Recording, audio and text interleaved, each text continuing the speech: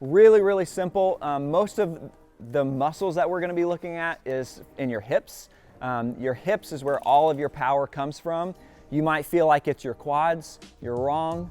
And that probably means you really need to do some of these things, because your biggest muscles in your body are your glutes, and then your hips are some of your next biggest muscles in your body. And so you really want to utilize those when you're running. So we're going to do a lot of strengthening of the hips.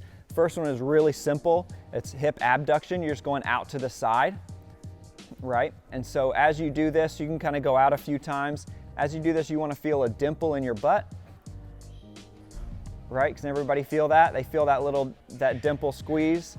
And if you don't feel that, you might be pointing your toe out.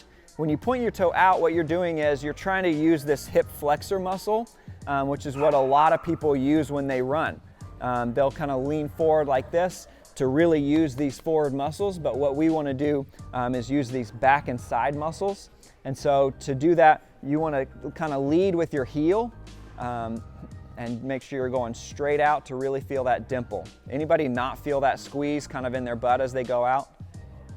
Yeah, you should be feeling cool. it back here. If you're not feeling it back here, we're using the wrong muscle, and it's a pointless action. Right. Or it's not working for what we need it to. Right, so leading with the heel. So that's the first one. You can do these, if you've never done these before, do them without weights.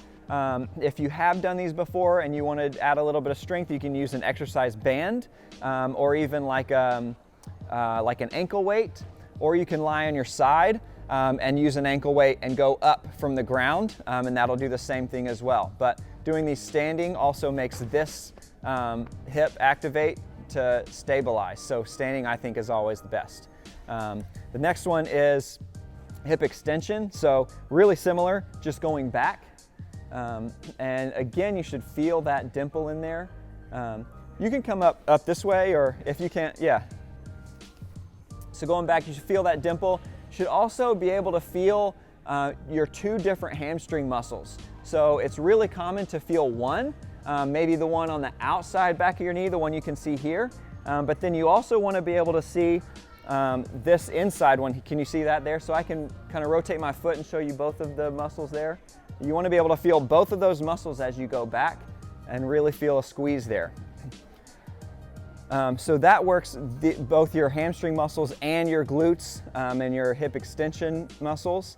I don't do a whole lot of strengthening as far as hamstring curls because it's not as much of a utilized motion as hip extension is. And so you'll get that hamstring strength from doing this motion, but then also in your butt and your hips, okay?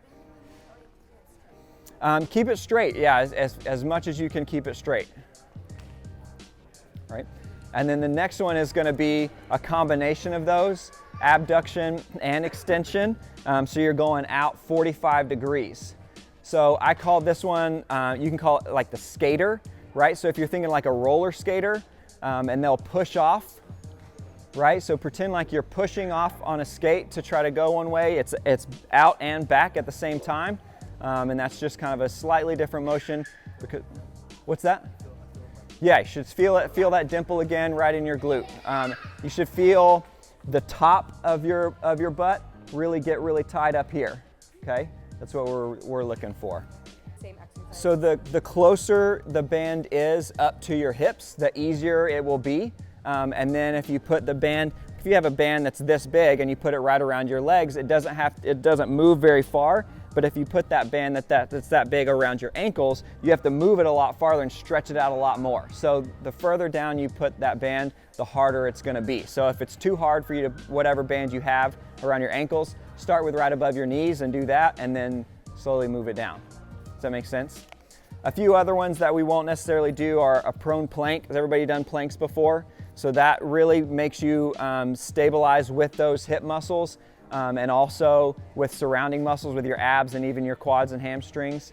A supine plank where you're lying on your back, your feet are up, and then you raise up onto just your feet and your shoulders, right? So you should have a straight line from your shoulders to your knees as you're lifting up. Does that make sense? Do I need to do that one?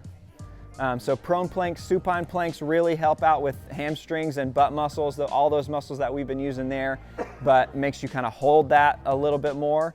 In running, most of the muscles that have to be strong just kind of have to hold strong and stay strong as opposed to producing force.